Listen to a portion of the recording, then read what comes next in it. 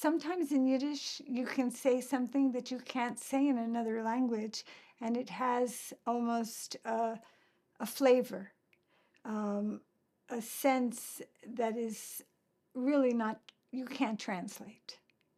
And I just became interested in the language.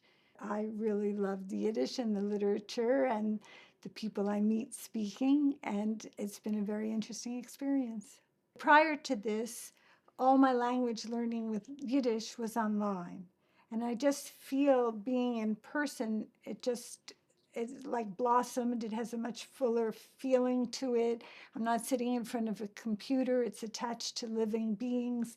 Therefore, the literature itself becomes living. And also there were other activities besides the classes in which we could engage in. I never thought I would think this, but now I'm thinking if I get better, perhaps I may want to translate something, although that never occurred to me before coming here, but perhaps in the future at some point. I start reading things and I think maybe I could translate that. For me, my concentration will be in speaking. Nothing really surprised me, but I guess pleasantly surprised. We're a varied age group, and I don't think it mattered. Everybody came with a different outlook.